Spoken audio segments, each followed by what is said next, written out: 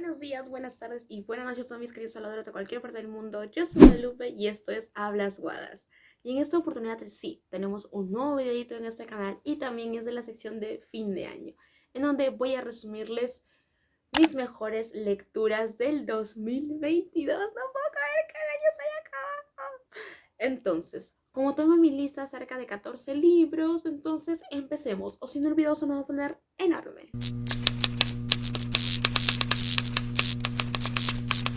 El primer libro que voy a mencionar es Las intermitencias de la muerte de mi escritor favorito, José Saramago. Sí, no sería un top de mejores lecturas si este hombre no está aquí.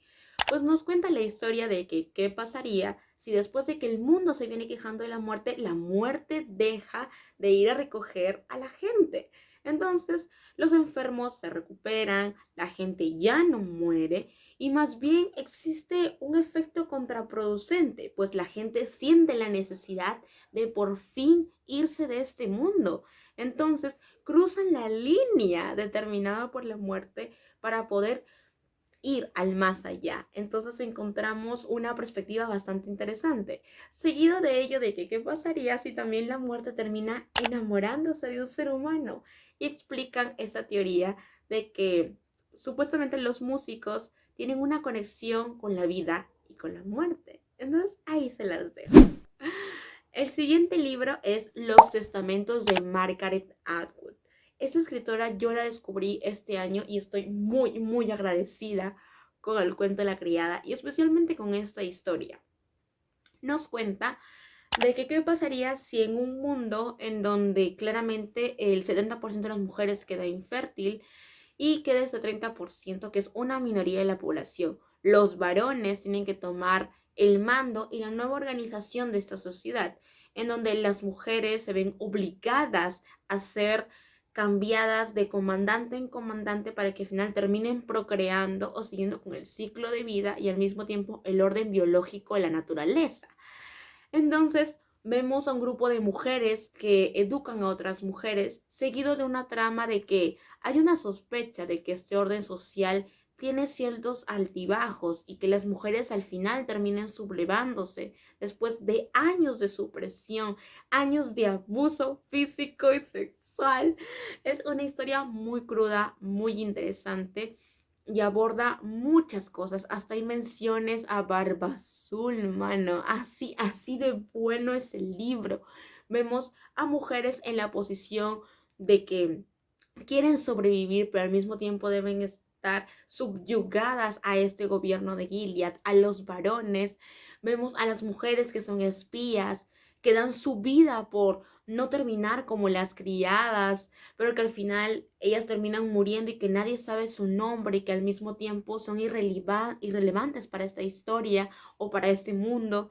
Vemos a las niñas como son casadas, obligadas a contraer matrimonio con personas viejísimas de 30, 50, 60 años. Así de salvaje es esta historia. Hay muchas reflexiones que de alguna manera se relacionan con nuestra vida actualmente y que definitivamente vale totalmente la pena. Me encanta esta historia y jamás dejaré de recomendar a esta mujer. Claramente, una de mis metas del próximo año es seguir leyendo todo lo que ha escrito esta mujer porque es magnífica. Magnífica. El libro que leí fue Niebla de Miguel de Unamuno. Lo leí en realidad para una clase, pero terminamos amándolo. La historia nos cuenta de manera muy magistral, no me acuerdo el nombre de los personajes por cuestiones de la vida, pero nos cuenta esta trama en donde hay un joven que termina enamorándose de otra persona, pero hay como un insta-love, pero que al mismo tiempo hay mucha cuestión de clases sociales, exactamente cómo se siente este varón frente a lo que siente esta dama, y al parecer ella no le corresponde, y al mismo tiempo el camino de la autoaceptación, del proceso de qué significa ser consciente de nuestras emociones. Hay una conexión importante no solamente entre personas o individuos, entre familias, porque a veces señores la sangre no alcanza, sino que también hay conexiones incluso con los animales, con los objetos, que hay ciertos eventos que permiten conocer más a fondo la psiquis de estos personajes. Es una historia brutal que te volará la cabeza, que te haré amar al protagonista, a la chica, a toda la historia, güey, hasta el perrito es hermoso en este libro.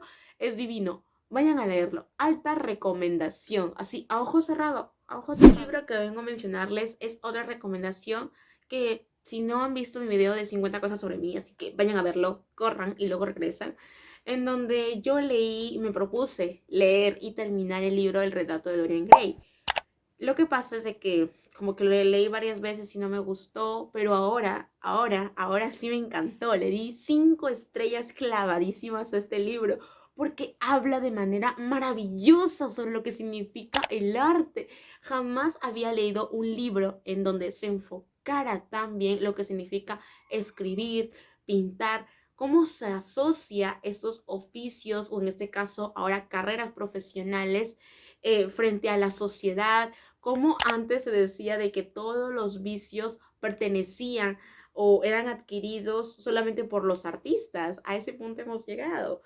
También se habla muchísimo sobre la censura literaria, un tema que a mí me fascina y que de alguna manera se ha vuelto parte de mi proyecto de tesis con una amiga mía. Entonces, estoy muy fascinada por la historia y hay muchas controversias, especialmente porque nos cuentan la historia de Dorian Gray, un chico de alta sociedad que por cuestiones de la vida decide retratarse, porque alguien más lo va a pintar y ese señor se llama Basil. Lo que pasa es de que al parecer Basil desarrolla sentimientos amorosos hacia Dorian.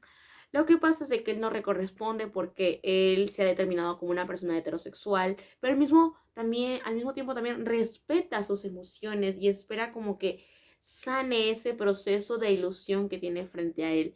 También vemos una búsqueda por el hecho de vivir eternamente y cómo el arte plasma de alguna manera esos eventos o sucesos que nos han hecho determinar cómo estamos viviendo y cómo queremos vivir. Algo que también se menciona demasiado en este libro es de manera muy sutil de que al parecer nuestro protagonista Dorian está siendo corrompido por un libro que jamás menciona en el título. Es algo interesante, algo innovador y algo que me gusta muchísimo. No solamente es la mención del arte, tampoco de la censura, la importancia que tienen los libros, sino que también nos muestran cómo se veían las mujeres, cómo se veían los varones, cómo se veían las personas en general en una sociedad, los estereotipos que habían alrededor y que todavía coexisten en nuestro mundo. Es una historia preciosa que a pesar de que termina de manera muy trágica, siento que es un cierre muy importante sobre qué significaría para nosotros vivir de manera inmortal, señores. Ni Drácula quiso, ni yo tampoco lo deseo. Algo que ustedes saben es de que yo amo explorar diferentes géneros. No solamente me gusta quedarme con los clásicos o simplemente con los libros que son tendencias para hacerles reseñas, sino que también me gusta explorar diferentes escritores. Y uno de ellos fue el descubrimiento de esta maravillosa escritora que, por cierto, también tienen entrevista en este canal y les voy a dejar aquí en la i o en la cajita de información. Es Irene Reyes Noguerol con su libro de cuentos de Homero y otros dioses.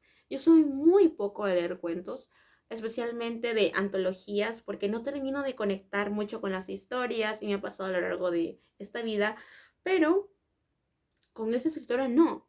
Terminé encantándome con todas las historias en general. Y siempre hay una que me fascina muchísimo, que también la mencioné en la entrevista, es el hecho de cómo conecta de manera maravillosa toda esta visión de la mitología para contar historias actuales. Me fascina muchísimo cómo refleja el amor, la amistad, los conflictos personales, el autodescubrimiento, incluso también problemas mucho más sociales, donde existen crímenes como por ejemplo esto del canibalismo, el secuestro, el abuso infantil, también el abuso de las drogas. Algo que también me gustó muchísimo fue el hecho de reflejar y retratar a partir de la mitología el hecho de qué significa el Alzheimer para una persona mayor, qué significa para este individuo, qué significa para la familia, qué significa para las personas que también sufren de esta misma situación en un espacio determinado, cómo lo ven aquellos que son los especialistas de esta enfermedad. Entonces, son historias muy buenas, valen totalmente la pena. Y eso sí, léanlo despacio. No se apresuren a querer saberlo todo de este libro, sino que vayan con la mente en blanco, léanlo en un momento en donde definitivamente ustedes tengan el tiempo y no se hagan problemas por el hecho de que, no, guay, es que yo no sé de literatura griega, no conozco a los dioses. No te preocupes, Irene Reyes Noguerol es una persona muy linda como escritora y se comprometió tanto con este libro que lo que hace es poner un apéndice en donde explica cada uno de los dioses y cómo sus historias se ven vinculadas a la historia que se está contando en esos instantes. Así que alta recomendación, porque me encanta hablar de las entrevistas que hice en este canal, es el hecho de que yo descubrí a una escritora española maravillosa, divina. Yo ya sabía que me gustaban los libros de no ficción, o en este caso los libros de ensayos que traten un solo tema o varios.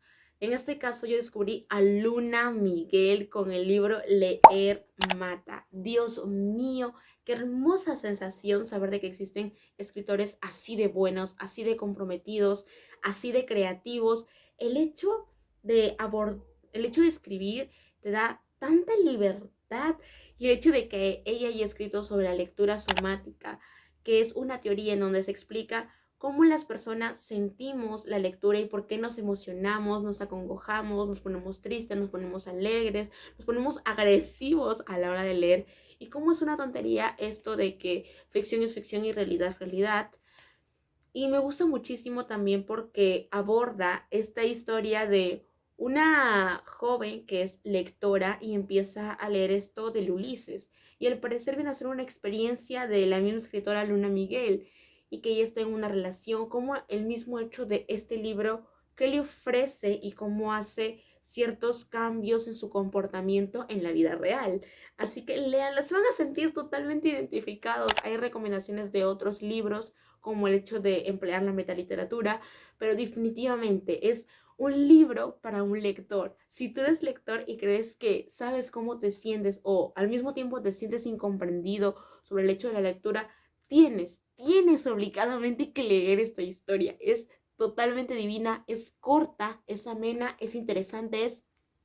Señores, porque nos encanta leer a José Saramago. Este año también leí otro de sus libros y fue Caín. Porque sí, señores, ustedes saben que a mí me encanta leer libros controversiales. Y más que todo aquellos libros que te generan una volada de cabeza, porque ponen así sobre la mesa todas tus creencias y dices, ¿sabes qué? Tú tienes que aprender a cuestionar todo lo que se te dice, cómo se te cría, cómo se te está obligando a pensar de cierta manera. Y nos cuentan aquí Caín, la historia que todos conocemos de Caín y Abel, en donde claramente Caín termina asesinando a su hermano Abel. Todo eso es un recorrido por el Antiguo Testamento y bueno, como que yo vengo de una familia católica, entonces como que ya me sé las historias que también se ven reflejadas, pero incluso si no conoces estas historias, se te explica en el mismo libro. Nos cuentan que qué pasaría si Caín fuera una persona inmortal. Así de bueno se ve la historia, en donde Caín refuta a Dios que, ¿sabes qué? Tú me obligaste a matar a mi hermano.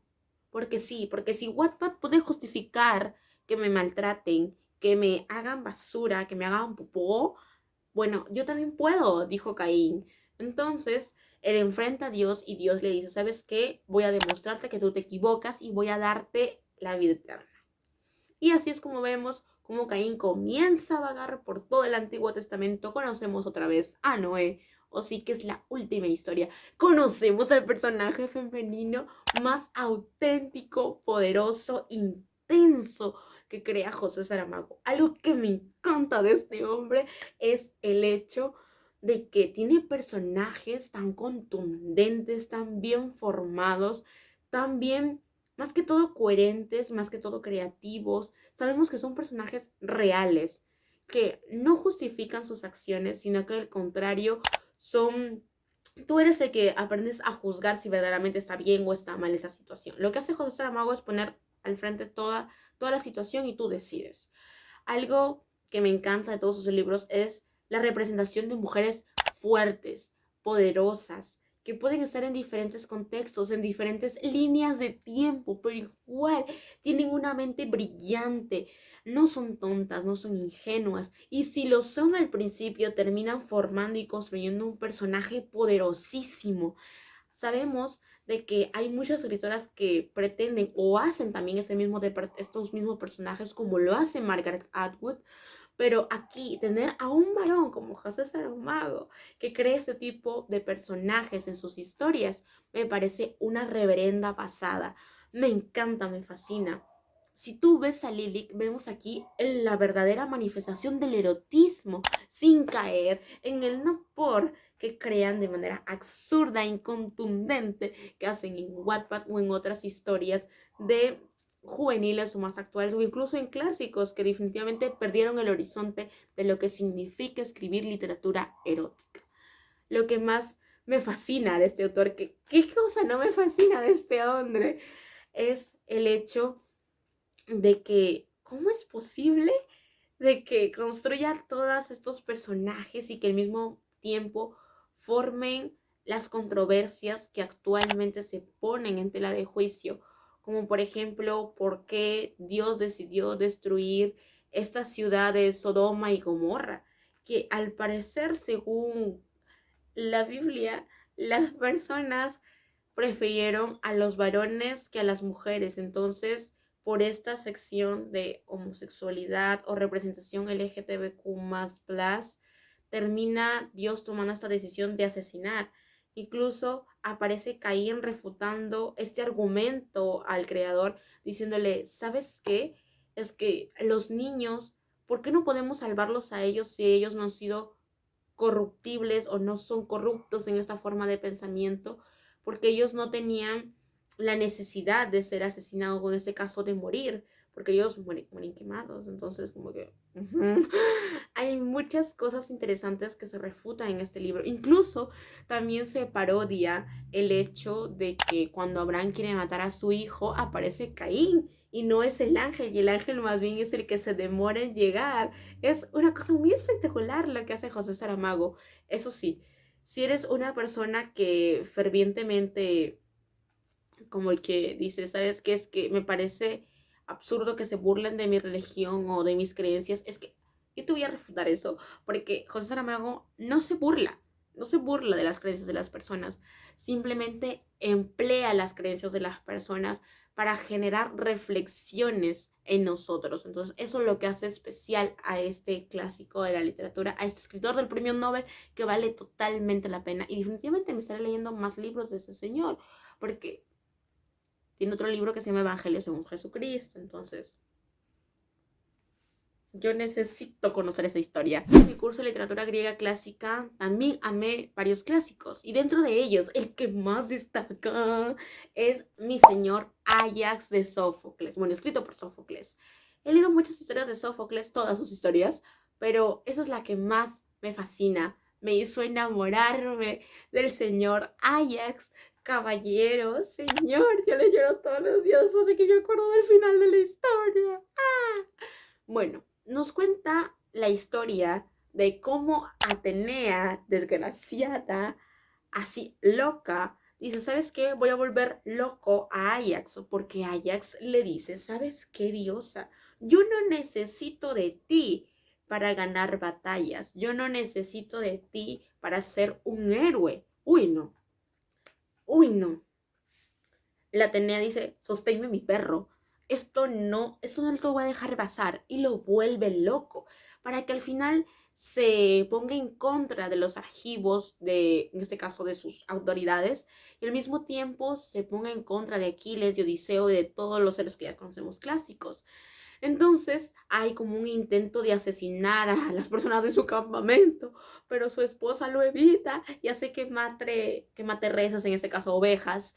Y cómo vemos cómo una persona se va volviendo loca, pero que al mismo tiempo Ajax dice, ¿sabes qué? Yo moriré en mi ley, yo moriré en mi ley, yo no necesito, yo no jamás necesité de ti, Atenas. Y si tú me volviste loco, eso es porque tú te sentiste ofendida. Entonces yo me voy a despedir de mi gente y yo me voy a dar la morición.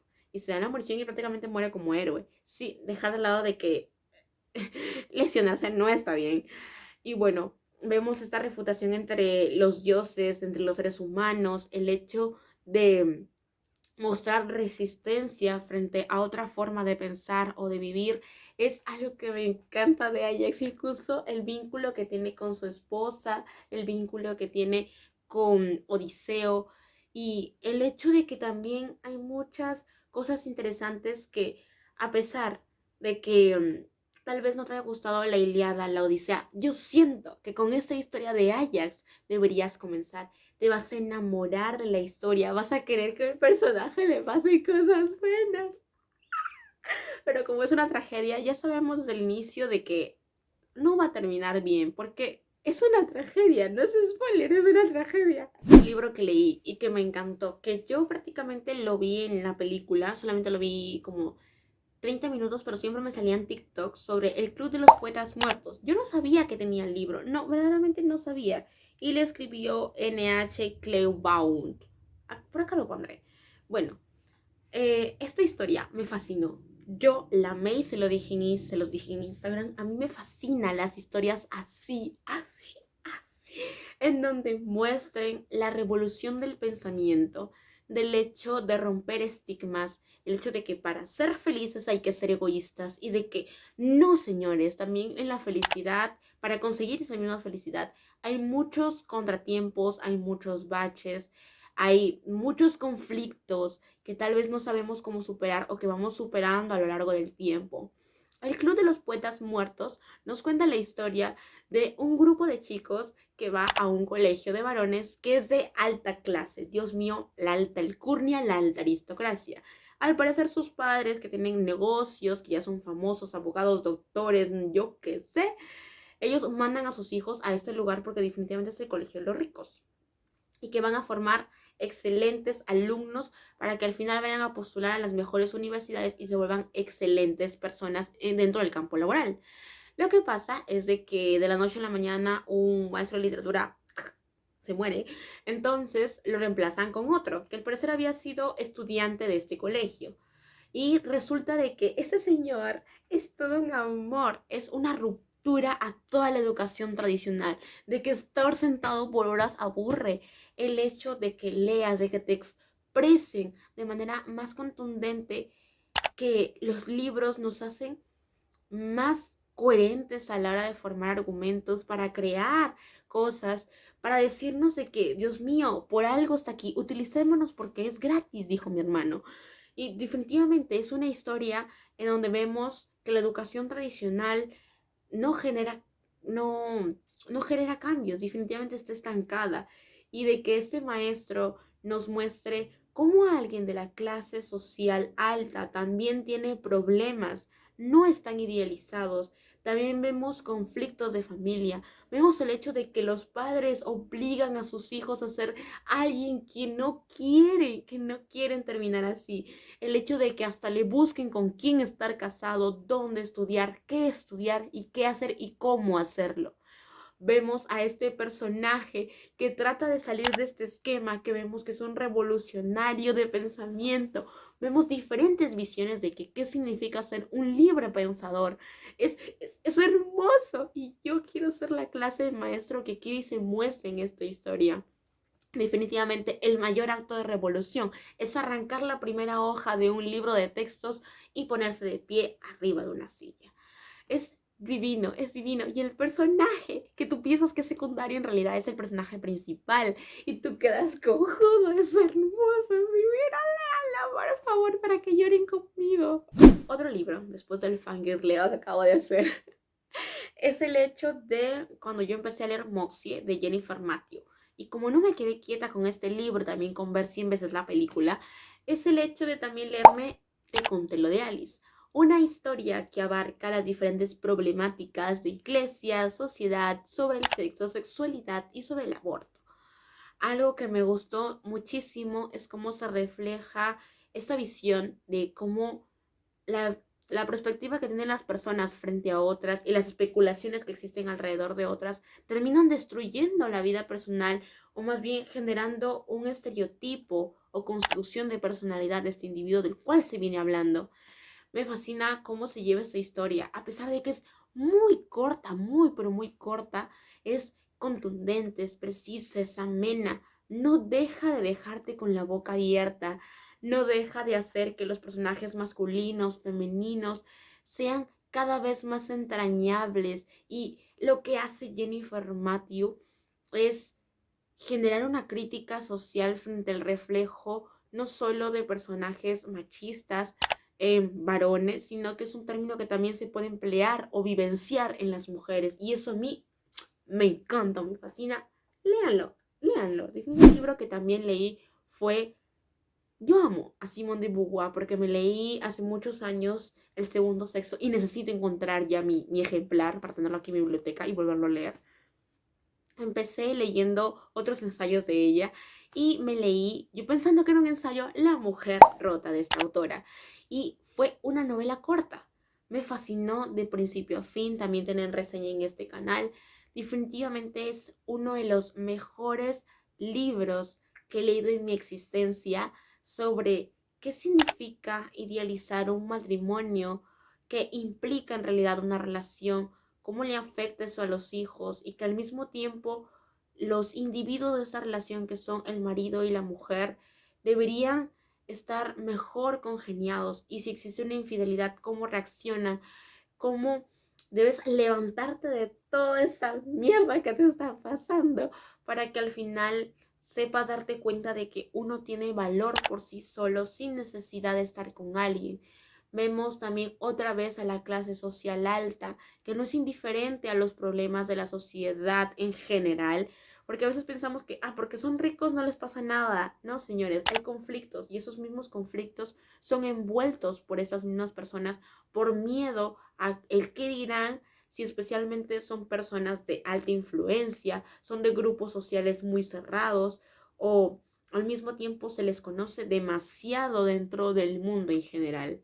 Me recuerda mucho a esas personas famosas, entonces es una muy buena historia. Léanlo, te va a hacer sufrir, te va a hacer reflexionar, te va a hacer cuestionar millones de cosas. Y me encanta el hecho de que se aborde el matrimonio de una manera tan magistral entre lo bueno, lo malo, entre cómo a través de los diarios de la primera persona de esta en segunda persona de esta protagonista se vuelven cada vez más íntimos, más amenos y tú te sientes como que el corazoncito te hace así, tú quieres que le pasen cosas buenas y que piense cosas buenas la protagonista, así que léanlo y por favor tengan sus pañuelos a la mano porque esto es más triste que La campana de cristal de Sylvia Plath, así de bueno este libro, porque si no hay dolor, no hay belleza. El último libro del cual les vengo a hablar, porque creo que ya se volvió eterno el video, fue El amor en los tiempos del cólera de Gabriel García Márquez. Señores, yo les hice un blog de lectura,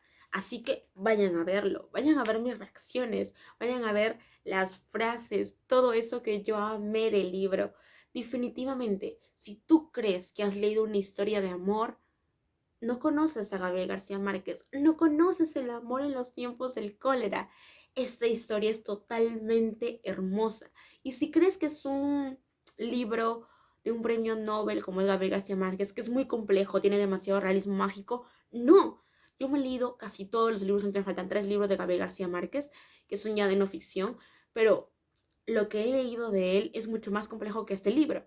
Este libro es mucho más ameno, mucho más ligero y que al mismo tiempo no te confunde, no aborda tantos temas. Su tema principal es simplemente hablarte del amor en las diferentes manifestaciones. Hay representaciones hermosas en este libro. El hecho de la añoranza del primer amor, de qué significa casarte, qué significa la monotonía, el hecho de romper el estigma de que estar casado no significa que dejes de ser una persona libre, el hecho de que qué significa el hecho de ser viuda, de volver a reivindicar tu vida, que se especula sobre ese tipo de personas que tratan de mejorar su forma de ver el mundo. Vemos también el sufrimiento de qué significa el amor en sí, porque señores, cuando uno se enamora no siempre todo es bueno, sino también lo malo. Por fin aquí hablan sobre sus problemas. Entonces vemos un crecimiento esporádico entre los personajes, entre el contexto. Te enamoras de los lugares a los cuales van estas personas y cómo se vincula de manera maravillosa, magistral, el hecho de cómo se logra confundir los síntomas del cólera con los síntomas o cómo se manifiesta el amor como una emoción que trasciende incluso ya nuestra psiquis, nuestra forma de ver el mundo, como incluso si tenemos dolor en nuestro cuerpo, no siempre va a ser la enfermedad, en este caso como es el cólera, sino que es una expresión, un, una versión esporádica de lo que significa estar enamorado. Es una historia muy bonita porque además de que abordamos el amor de pareja, el amor de padre, el amor de madre, ¿qué significa ser una madre soltera ante la sociedad tan misógina en la cual vivimos? El hecho de que Romeo y Julieta le queda divinamente lejos a esta historia. Y solamente les voy a decir de que este libro está fundamentado en la historia de amor real de los padres de Gabriel García Márquez. Y yo no sé en qué punto de la historia es, porque así no ya me pongo a llorar. Porque los personajes están tan bien construidos que hacen de que tú quieras odiar a esa persona, pero al final no puedes porque ves la otra parte, ves sus emociones, ves cómo termina enamorándose de esta mujer. Divino, es hermosa. Por favor, háganse un favor, valga la redundancia, y lean esta historia, vale totalmente la pena. Bueno, mis queridos habladores, ha sido todo por el video de hoy. Espero que les haya gustado y si es así, no olviden suscribirse, activar la campanita de notificaciones y regalarme un like. Por cierto, en la cajita de descripción estaré dejando mis redes sociales, en donde definitivamente en Instagram siempre estoy más activa. Y también les dejaré algunos videitos recomendados. Y si van a comentar algo, lo estaré marcando con un corazoncito y les responderé a la brevedad posible. A que así tú, yo y mi querido hablador, nos vemos hasta el próximo lunes.